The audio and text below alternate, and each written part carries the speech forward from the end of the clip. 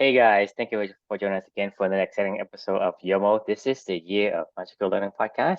So today we're back with another exciting YOMO, and today's YOMO reflection number is 315. And we're talking about the finite and infinite games by Right, finite. James. Yeah. The finite games and infinite games, right? Yep. Do you remember the book The Infinite Game by Simon Sinek, like a Mm-hmm. long time ago? Oh, yeah. So this is a similar topic approached in a different way.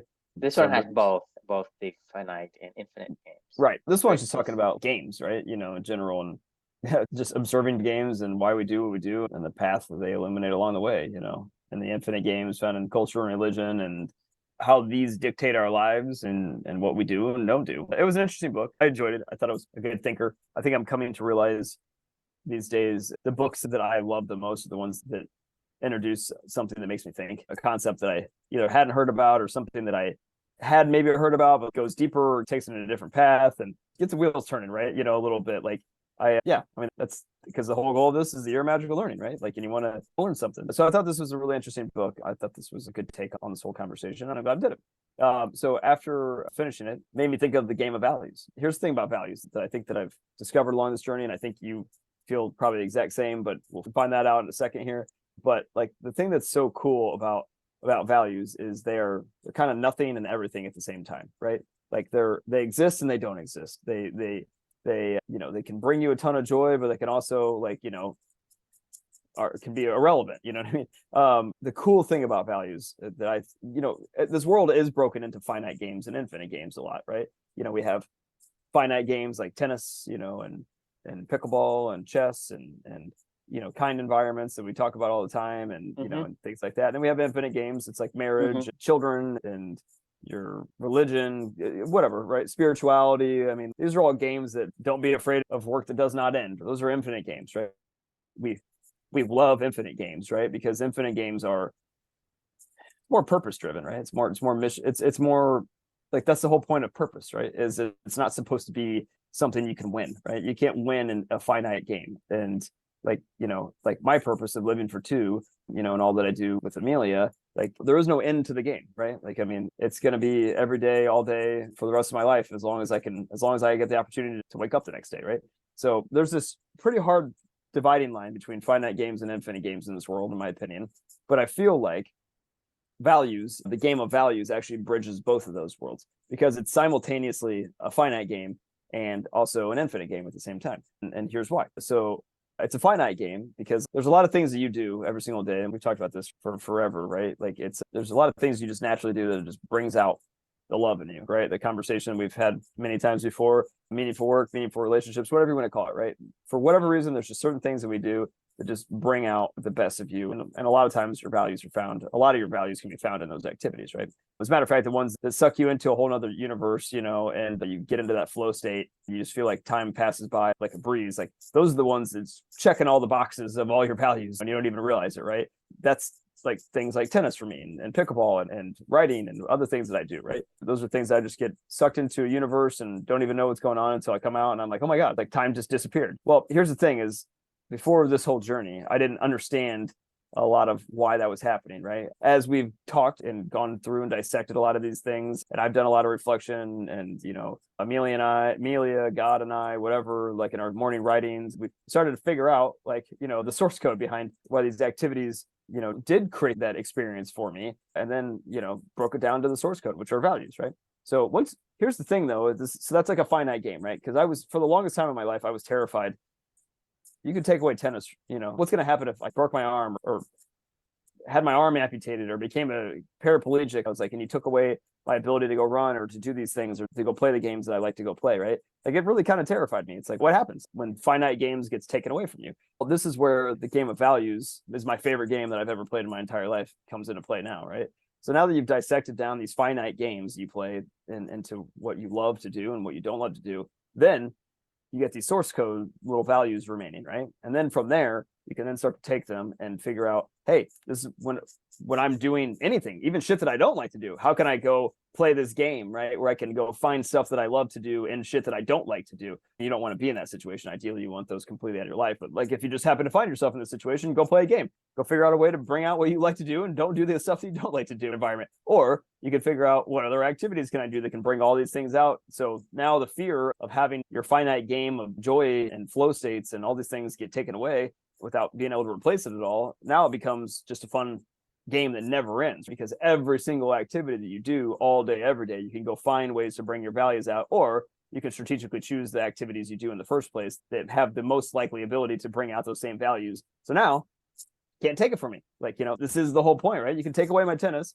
but like I can go figure out another way and go take those same values and go apply it to another activity and feel the same joy and happiness and fulfillment that I want to feel, that I get out of the tennis game that I don't out of this. So this is, to me, the game of values, right? It's a never-ending finite game where each activity that you do, you can fill it up with values, right? But then you can take that away and you can still keep playing the game because those values are not tangible. Like, you can take them with you, they're portable, like they can go apply anywhere, right? So it's a game you can play for the rest of your life, and it's amazing, and I highly encourage it. So yeah, love to get your thoughts.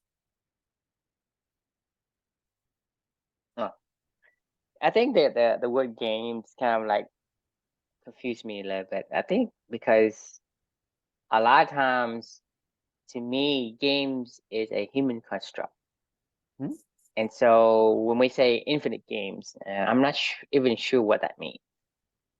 Well, it's games without game is okay. I get what you're saying. Game isn't necessarily the right word, but I don't know a word to say. Marriage is a game, right? There's a back and forth. There's a whole lot of dynamics that are going on. I'm not saying that like there's a winner and a loser. Because like I said, game by definition is a human construct. Well, so that's why I don't know. That's why it's called finite games and infinite games, right? Like, it's not. So I think my first thought is that it's not 100% a game that we're playing, and like we said, it's a dance. It's like a dance. Maybe. And we are on this life journey, right? Whether you like it or not, whether you know it or not, you're on this journey. That means that once you're on this spinning earth, you're not saying, I'm sitting on the sideline. So you're a participant in something. And I guess you could relate it to again, but I want to make the distinction that it's not 100% a game, because we construct the definition of what a game means to, marriage. Like, nobody said you had to get married to somebody. Like, that's a game, right? Like, there's no, these are legal, law. What is law? Like, what is legal? What is a legal marriage versus just somebody coupling it? Like, are two bunnies that are committed to each other and have children together. But is it a game? Is it a game though? Because marriage is a human construct. Okay. Yeah. But it's not. It's not 100% a human construct. It's not a 100% human construct, because marriage is what you defined the connection between two persons. Correct. The thing is, when you and your wife, right, you get together and you live together and you create a family, right? That is a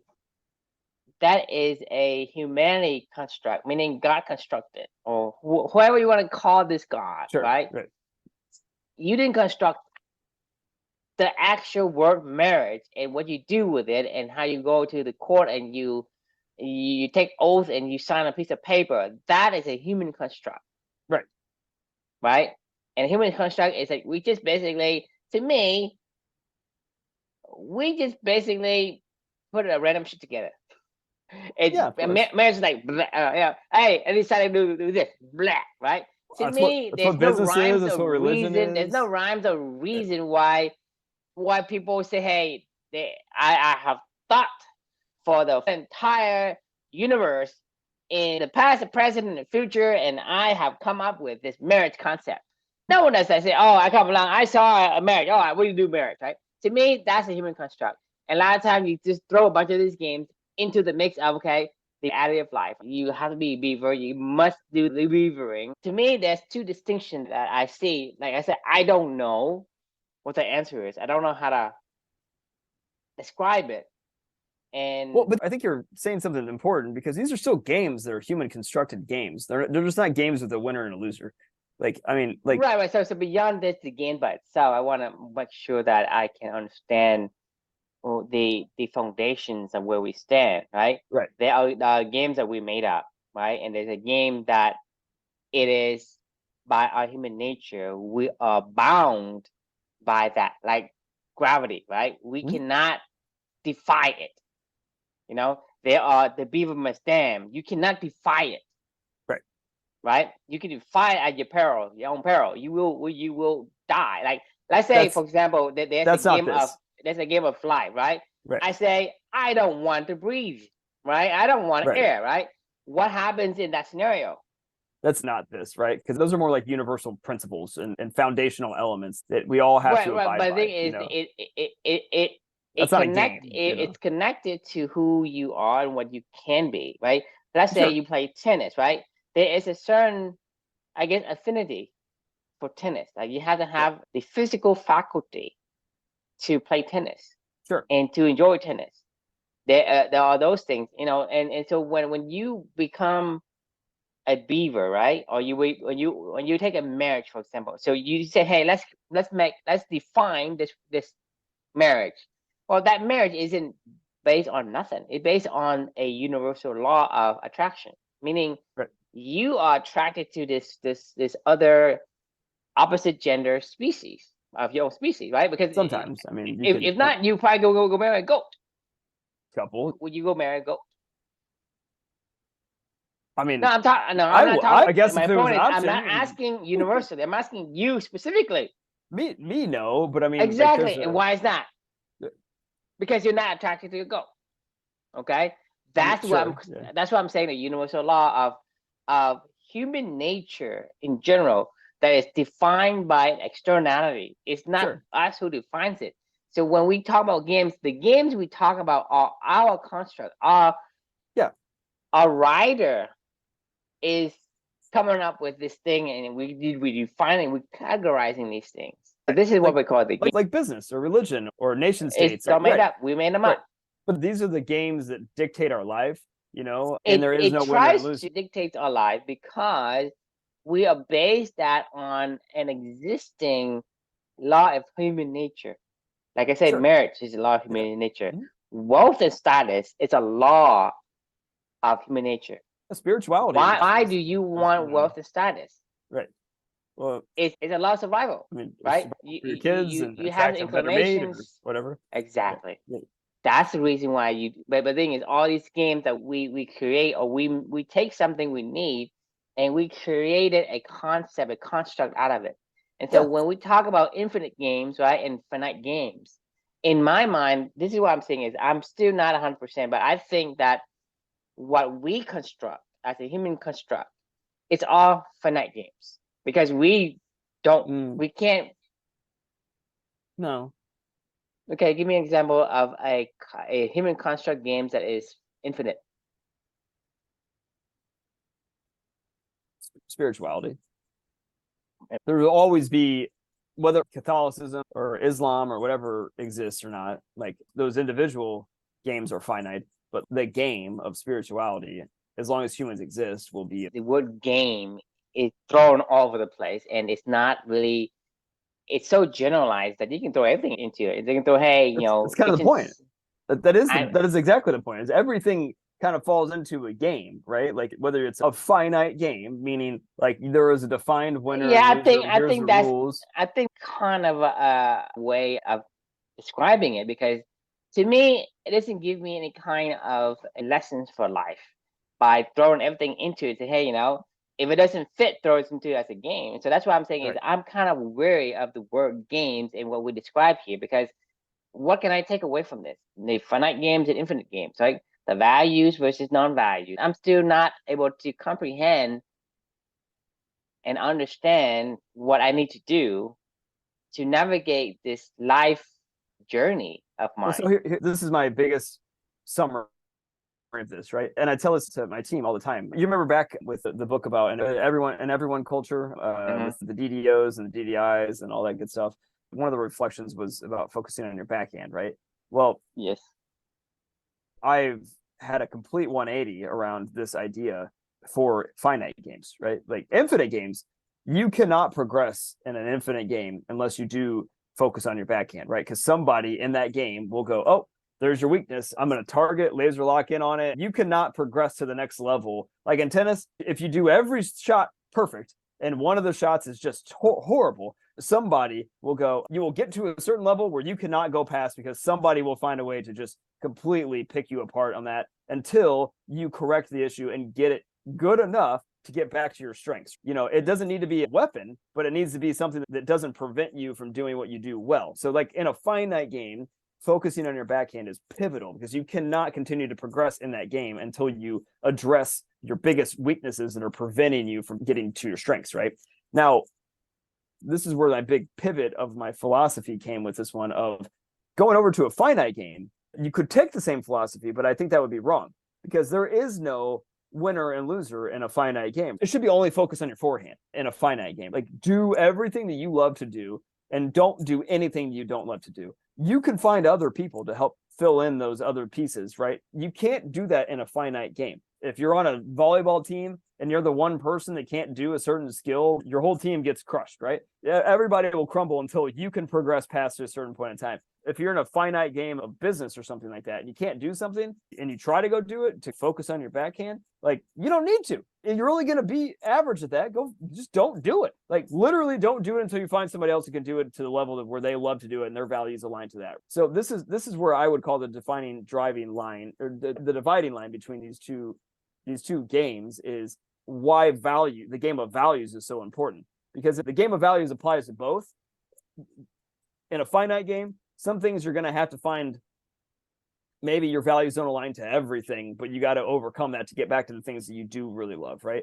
In the game, in an infinite game, like it is just play your values all day long. That is it. Like that is it. Only focus on your values all day, every day, and you will win every infinite game that it exists in this construct of humanity at this point in time, because like that's how it works, right? Like you don't need to focus on your weaknesses, right? I'm completely like confused by the terms used because to me, infinite games and finite games are completely different because even in a definition itself, in infinite games, there's no winner. Correct. Right? So you're not like, oh, I'm playing this game. And it's not like you can decide to play games or not to play games. There's certain games that you can decide to play. Hey, I don't want to get married. Or, hey, I don't want to play tennis. Hey, I don't want to play bowling or whatever it is. I don't want to play chess. I don't want to play whatever. You can decide that. But there's a certain game that you cannot not play. You say, hey, I don't want to play the game of gravity. That's not a game. Well, what isn't a game? Those are universal principles, right? Like, I mean, gravity would be but the thing is, you're throwing everything into the kitchen sink into the game concept. We didn't create gravity. It's anything that humans created, right? Is a game. Like everything that humans have ever created. To me, anything that human created is never. The thing is, you say, hey, because the thing is, we are nothing more than we categorizing, classifying things. A game is something you create and you decide to enter into, like a game of tennis. You enter into it and you become a winner. A game of wealth and status, you create it and you enter into it. A game of chess, you create it and you enter into it. But you say, hey, an infinite game is you don't create infinite game. And say, well, I'll give you an example, infinite game, and you take my spirituality. Spirituality is something that you yearn for, but it's not like you created it and you want to go into it and play it. An infinite human game, because like I think I understand what you're saying. Of it's not no game that humans play is ever infinite because we're not infinite, right? Like I mean, there's no. We cannot create an infinite game because we cannot create an infinite sense. So anything that's infinite is created externally to us as a collective human being, maybe, but not as a hey, I'm going to play this spiritual games or whatever. The thing is, you're not playing a game. If you say, hey, the infinite game is spirituality. Are you playing it, or you say, and then I say, well, gravity, and then you say, well, that's universal law. It's not a game. Well, how is spirituality a game then? Well, I guess gravity. You could call it a game because I mean, we did go to the moon, and we have to. Yeah, exactly. And we're trying to, dabble and go into other places and figure out how we bend time and space. You created a game out of the universal law. It's not. I mean, to me, it's not disconnected at all. So infinite game and infinite games is like I say, the terms, definitions of these words. Would it be better if it was just human constructed game that either has a winner or doesn't? I don't think we needed to even like get into this games business, because I think it's a bunch of mumbo jumbo.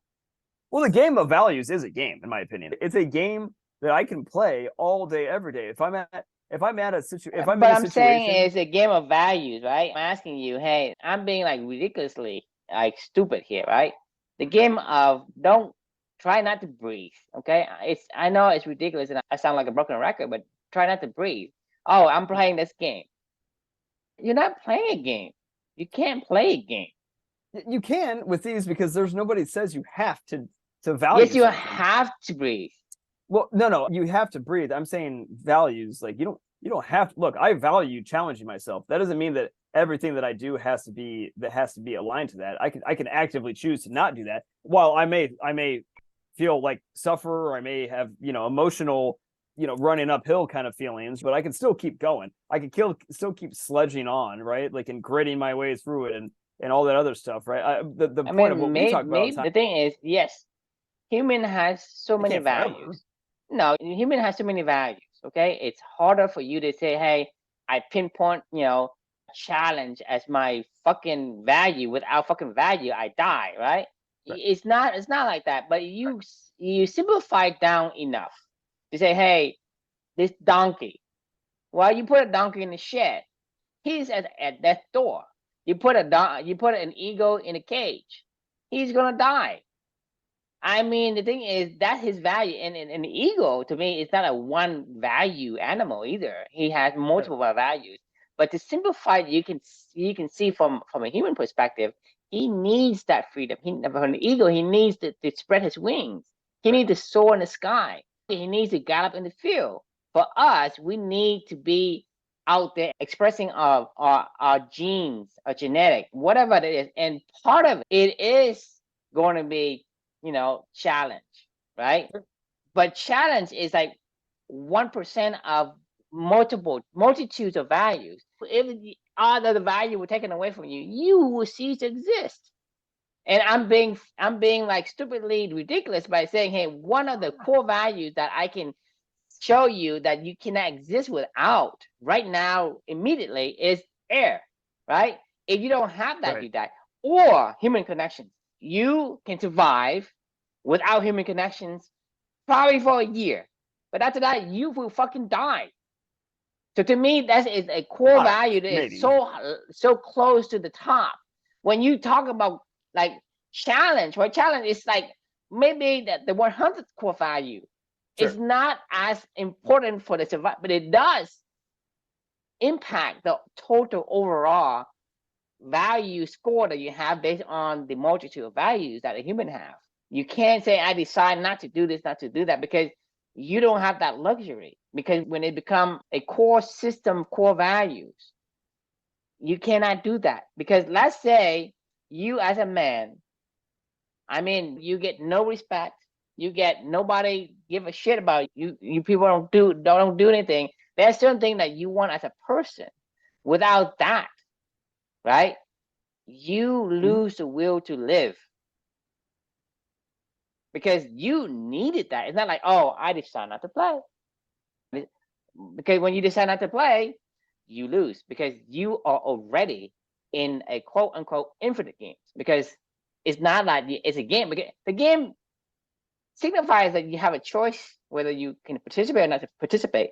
But in life, you are a participant. You cannot say, hey, I'm a spectator, I'm just gonna watch. That's not how the life will. When you're born into this earth, and the earth is spinning, it's not like, oh, I'm not gonna run. I'm not gonna be in this race. I mean, the point of survival, right? This is why wealth, status, and power and glory is important, because you don't want to die. Because when you die, you are out of the game. Quote, quote. Because the thing is, like I said, these words confuses me a lot. And so when I focus on these things, it doesn't give me the clarity I need. Life is a game, though. I mean, life is a game. Like, it's a game. Like I say, you can call it a game. You can call it a game because it's just a game is nothing more than a word. We put a definition to, and we say, hey, we're gonna label it.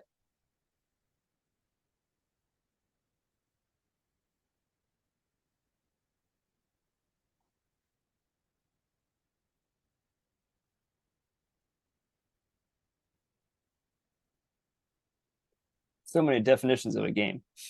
Like I say, we just slap a bunch of labels on things.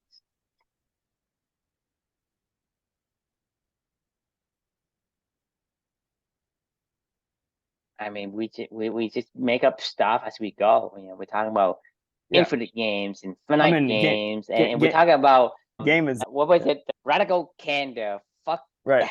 Right. I mean, well, I mean, like, always be impeccable with your words. And then right? we're talking about like addictions and good addictions and bad addictions and a bunch of stuff. We just put a label on it and we say, hey, you know, this is what I mean when value is like, that is literally, I just put a label on a feeling that I get when I do an activity, and then I can go, oh, I can now, just like when we say a word, like I'm watching Luca literally every single day, you know, watch Sesame Street or whatever, or say a new word, and he's assigning meaning to each one of these words.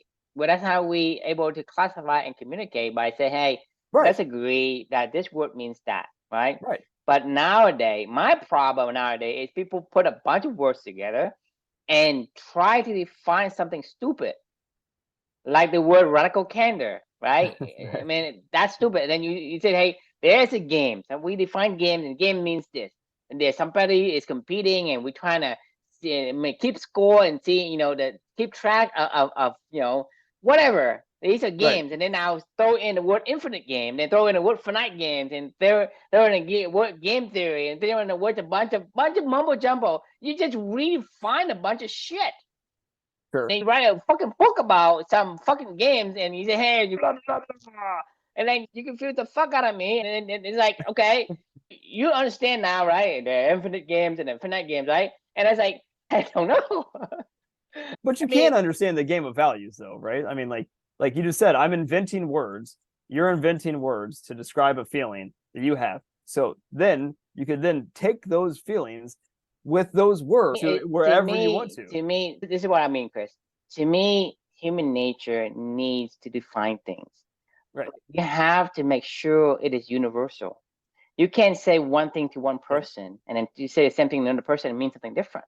We can't do that. This is universal. Like, this is, you want to feel connected and meaningful with what you're doing, right? Exactly. That's what I'm saying. Is when you tell me infinite games, I don't really know what I'm thinking. So tart. Too much. Tart. Yeah. Too much. But I'm saying is that there's a certain agreement that we come together and say, hey, you know, I agree. You know, what the fuck that means? Throw out words that people have used to and combine two different words together and create something fucking new so people can buy the book or whatever. To me, that isn't helping. But if you say, hey, we're talking about things that you can understand, hey, there is certain thing that you need. Like, okay, you as a human being need to breathe air, right? There's any human being does not breathe air. Oh, well, I agree. I can really define that, and I can clearly see how that needs. Is meaning something that's yes, that is a fundamental of life? Meanings. We need spirituality, right? We need connection, because the thing is, when I say that to you, right, it evokes a feeling in your heart, in your brain, and you see something, right? You say, well, a beaver must dam. Well, a beaver is compulsory, go and build dams, right, regardless of whether it can benefit from it. And somebody can say, hey, I'm gonna just go destroy the dam, and he's gonna build it again. And the beaver doesn't ask, now, why the fuck do I keep doing this? And just say, hey, I am compulsory.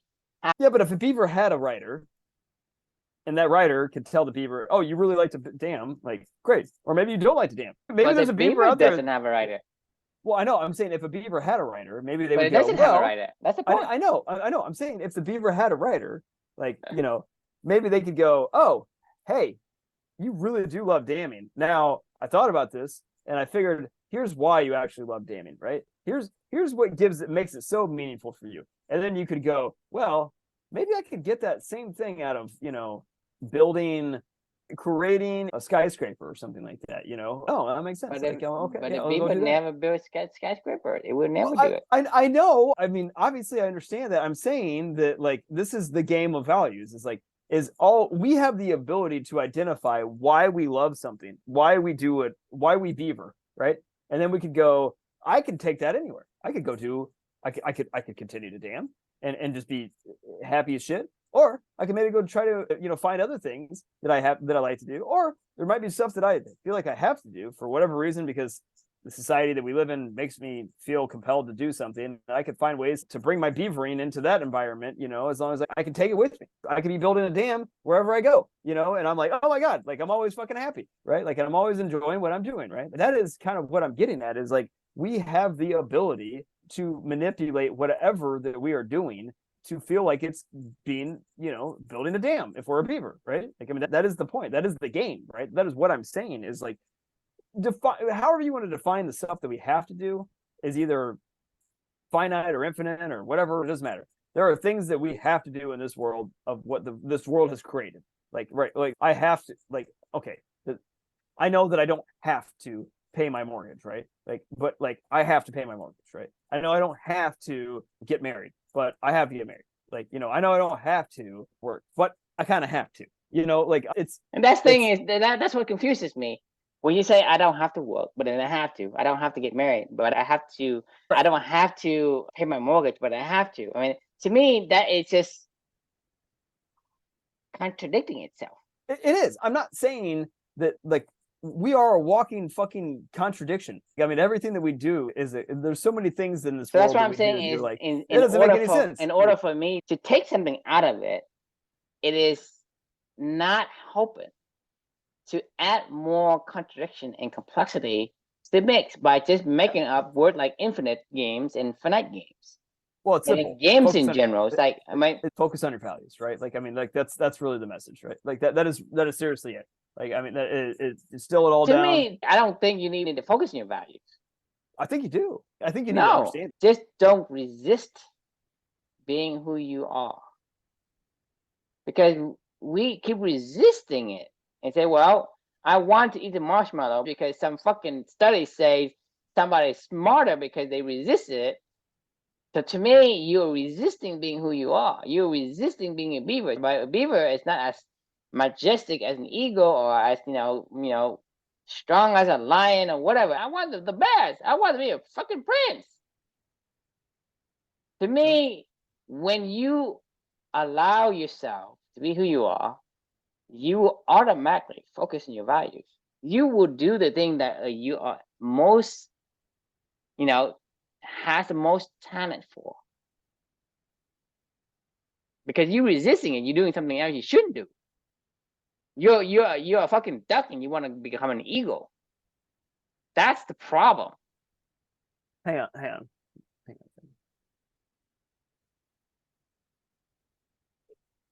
It's as simple as that. I'm absorbing what you're saying. Don't think. I feel.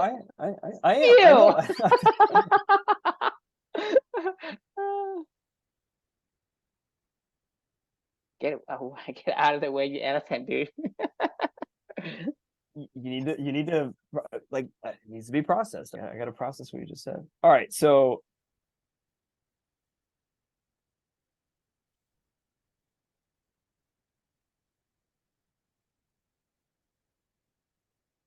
you are claiming that you don't even need to know why you care or why you like something. You don't. But how do you know you like something if you don't even know that you like something? Because it's the indicator that I'm talking about. No, I know, but how do you have an indicator if you don't check in to figure out if you liked it or not? Because, I mean, we could do your indicator isn't come from the rider. The indicator comes from the elephant itself. No, I understand. But this is the omni value dilemma, right? We're not a beaver. Like, we don't just have one purpose, right? We don't just do one thing. We could do anything. You would know. You would do almost anything. You can do almost anything. But I say, hey, Chris, go clean the fucking toilets. So are you saying that you should just do as much shit as you possibly can until you stumble upon something and then you're like, oh, I like that, I'm going to stick with that? What if somebody takes that away from you? Take what away from you? It's things that you like to do. I mean, the only way to stop a person from not doing it is you have to take me out. No, I get it, but I'm saying like what if you stumble upon cleaning the toilets is that somebody goes, oh, you love that? All right, well, I'm gonna take both your arms and your legs and you're not gonna be able to clean a toilet with your face. You will find a way. This is where your elephant say, hey, rider, give me options. The rider isn't the guy who's giving directions. The rider is an assistant. I mean, we don't just have one thing that we can do in life. Yes, we have multitudes, hundreds, thousands of things we can do. And that's why we have so many options. And it's very hard to decide that, hey, this core value determines who I am. But in order to understand something, we need to simplify it. I don't think it's more complex. I get what you're saying. I don't know that you could completely forsake society, because at the same time, we said one of our universal principles is we need each other. There is certain things that we have to do that we don't want to do for each other because we need each other is a universal principle, right? Like, you do. I can't say that I can only ever do what I want to do. I can make it more fun and more enjoyable if I understand what I like to do. And here's a problem. You do need the connections of other humans. Okay? But I can throw you into, let's say I throw you into a group of humans that has absolutely no commonality with you. To me, do you think this is helping or is hurting you? Because you say, hey, I need human connections. And if you decide that I throw you to this group of people who likes to beat up on each other, who likes to spit on each other, who likes to stomp on each other, who likes to stab each other in the back, who like to steal from each other, right? There is human connection in there. But you as a person who has integrity, honesty, and a loving ability to love and feel other people's pain, you are completely different from them. But you will have human connections. My question to you is it going to hurt you or is it going to help you? And the thing is, my point here is that the moment that you accept the reality, hey, this is what I need because I need to endure this shit, because I need the fucking human connections that I need, then you stop looking. And when you stop looking, the people who you belong with, you will never find them because you never look. And that is my problem. Because we have so many. I'm not saying so many in terms of, oh, you have 10, 20, 40, 50, 60 options. I'm talking about you have thousands of options, infinite options. And you decide to settle and say, hey, this is the best I can do. I have to endure this shit because I need this human connection. Then you stop looking. And that is the problem. Because the thing is, we have so many options. Why do you stop? Because the thing is, you say, well, if I were to get something, I have to give up something. To me, this is completely the finite games that you're talking about. In the infinite game, we're talking about abundance, and you and I talk about abundance so many times. But in society today, it's all about zero-sum games. We talk about that all the time as well, and we know, and we completely reject the concept of zero-sum games. Zero-sum games is a human construct. In life, I don't know if we can call it a game, but in life, there is so dynamic that there are infinite possibility of things you can do. Yeah, I mean, and you and I both know the moment that you give up is the moment that you smoke your last cigarettes. Right? Yeah, because the thing is, the moment you accept something, say, hey, if I were to get these human connections, I need to sacrifice my need for the other core values. Therefore, you will never, ever going to find the other core value, the tribe that you truly belong. Let's say you live with a bunch of wolves, right? And you say, well, I don't see any human beings out here. This is the only thing I've get, so you will never look. And so that's the problem, because like, if you were to play a lottery, right? What's the chance of winning if you never play? It's absolute zero. Okay, isn't an infinite game a non-game? It's not a game. So this book confuses me because you just throw the words into something and then I'm trying to decipher what I'm supposed to do with it, and am I supposed to accept it? Good thing I can't accept things I don't understand. Maybe I'm too dumb to understand it. So be it. But that's obviously not the case. I get your conflict with this. I think you've given me a lot on my brain right now that I don't know that I can always be impeccable with your words. I don't think that I can be impeccable with my words right now. To be impeccable with your words, you just have to I try want your to be. best to understand it as much as you can and learn it, and then maybe later on we can maybe find words that. Right. So for me, if you ask me, hey, what do you think about infinite games, the only thing I can tell you, Chris, is I don't know.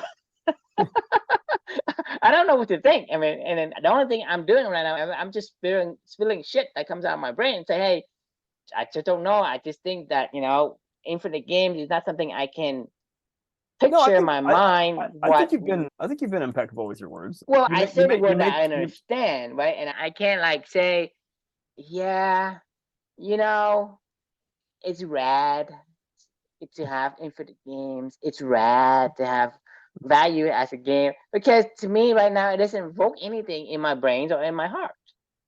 That's fair. I mean, remember the Love and Workbook, judge the reactions, right? Like if it's pretty rare on all these conversations where you and I don't necessarily fully align and connect on. And it's not that I don't agree; it's that I just don't understand. Yeah, which is fine. Which is that it doesn't matter. Like that's the whole point, right? Is if the reaction, it's not about. I could try to explain this to you over and over again in different ways, like of what I'm thinking in my head, but clearly I'm not being impeccable with my words. I think you've done a good job of making me think about how can I refine that. And I don't know how to refine that right now, which is why I'm saying I don't know what else to say at this point in time on this particular topic, because I need to go think about what I want to go say to continue the dialogue around this particular topic.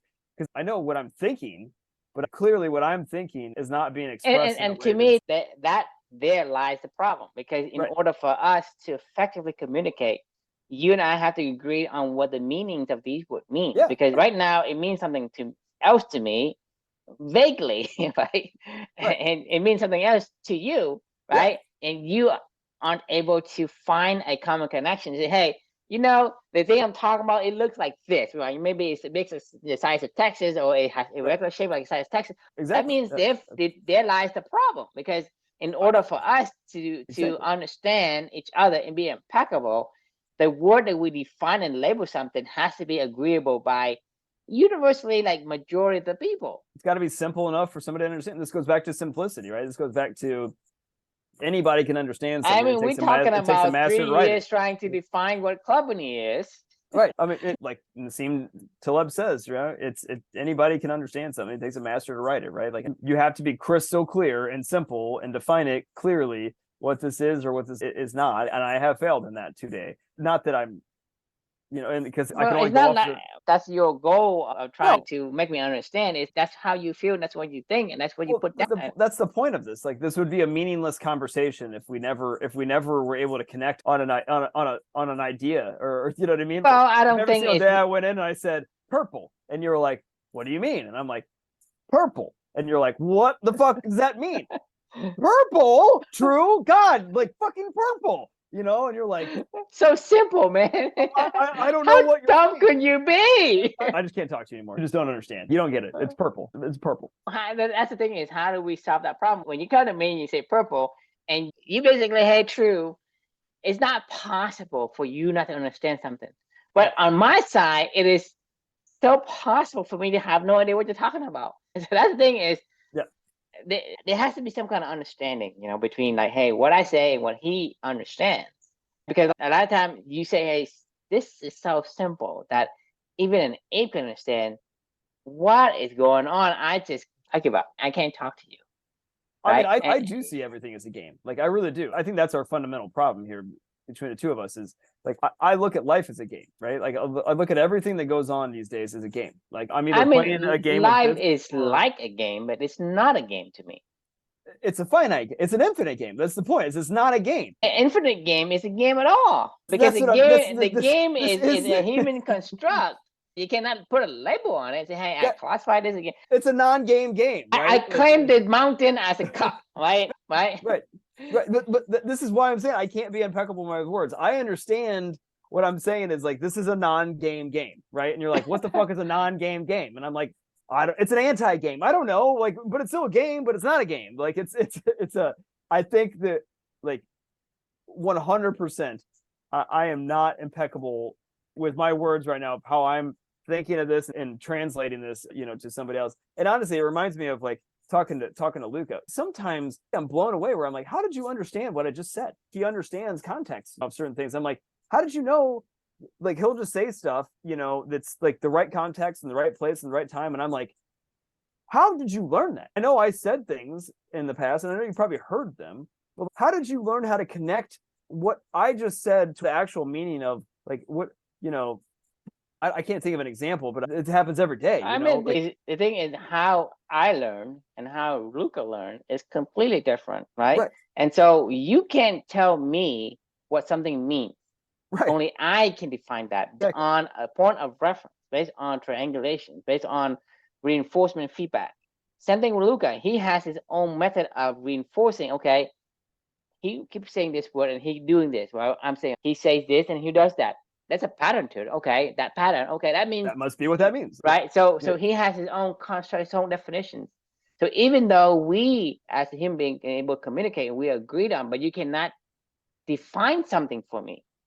You can maybe relate something. Hey, this Mount Rushmore, right, is as big as the state of New York, right? You make a reference to something that I've seen, right? But if there is nothing for you to reference, you say, hey, this mountain here is this big. Well, it's big. Well, what does that mean? That has no meaning. The word big has no meaning to me. Right. What does big mean, right? The state of Texas is big. What the hell does that mean? Oh, it's small. Well, it's small compared to the whole fucking world. Yeah, my house, compared to the universe, but it's big, right? So the word big means shit to me. Right. It means shit to you, right? It means shit to a lot of people, but there's so many variations. I mean, you could go down this rabbit hole for forever. Like, so it's not like a definition that it's so dynamic of definition. It's just mainly a placeholder for something of relative size, right? Yeah, no, I mean, I agree. Like language is so fascinating, and like honestly, it's becoming something that I'm like kind of in awe of a lot these days. Where that Homo Deus book that I'm reading right now, like a lot of this, he was talking about like algorithms, how basically life is an algorithm, and how algorithms are going to be so much more important going forward, right? Like language is an algorithm. I mean, it really is. It's 100% just another algorithm that we've invented ways to be able to, all these words that I just said out of my mouth, you understand what I'm saying to you. And like, that's fucking fascinating. You're just making sound. I mean, you're making sound. I mean, the thing is, you look at the whale and the whale goes, it's like, what the fuck these guys do? I mean, and the whale look at us and out of here, like, what the fuck are these humans doing? Right? Thing is, you and I, the only thing we make is sounds. I know. But I can understand that. I understand what you were saying almost 99% of the time. We went to the zoo tonight, because it's like the zoo boo stuff, and we have a membership, and it was just a really nice night out. And we were like, hey, let's, we picked Luca up from daycare. We walked over there because the daycare is only like, I think it's about a mile and a quarter away from our house or something like that. So we took a stroller over there, my wife and I, after she got off work and I got off work, and we went to go pick him up. And on the way back, we were like, it's really nice out. You want to go to the zoo? Sure, let's go to the zoo. So we go to the zoo, and the entire time on the way to the zoo, Luca was just going, I want to see the dolphins. I want to see the dolphins. I want to see the dolphins. What he meant is they have a dolphin show at 12:30, 2:30, and 5:30 or something like that, right? So they have these 20-minute dolphin shows where they jump all around, hit balls in the air, they do a bunch of tricks and splash a bunch of people. It happens every single day. And we got there, by the time we got there, it was 6:30 already, right? So he kept saying, I want to see the dolphins. So there's like an underwater viewing area that I've never been to before, because every time I go there, I didn't even realize you could go into the dolphin pavilion without actually having it be like a show that's going on in there. But you can. So they're just in the tank, and you can go underneath the tank, and you can you can be in this like bubble where you can look up and see all the dolphins everywhere, right? And they're flicking by, going, like, and you can hear them, like, like, because you're surrounded by them. You're like literally like in a glass dome, in the middle of their tank, and they're in their. I had no idea that even existed at the zoo, and I've been to the zoo 100 times probably, and anyway, my point being is what you were just saying. I just watched this. They were playing around. There was 5 of them in the tank, and they were doing all kinds of crazy shit with each other, and they knew what they were talking about, and they were communicating with each other. But like, I'm sitting there going, like, what the fuck are they saying? You know, what are they doing? Why are they doing this? You know, it's just mesmerizing to me that we have an algorithm to communicate between the two of us where you can almost majority of the time understand what I'm saying. And like, that's fucking fascinating. Yeah, we're just making sound. It's just like smacking lips together and creating the sound wave. It's fascinating. That's all we do. I mean, you look at animals, they do the same thing. It's making sound to communicate. Right. And they have an algorithm to take whatever sound wave that comes in and create this understanding. Just like you and I creating it. Like I can go and speak Spanish to you, or go speak Vietnamese to you, and you have no idea what I'm saying. No idea. I mean, no idea. And this is what I'm so fascinated by with Luca is like, how the fuck did you figure out what I was saying and what I meant? Like, you know, I just don't understand it. Like, I literally, it's like fucking magic. I mean, if I drop you off right now, like, let's say you don't know a single word of Vietnamese, okay?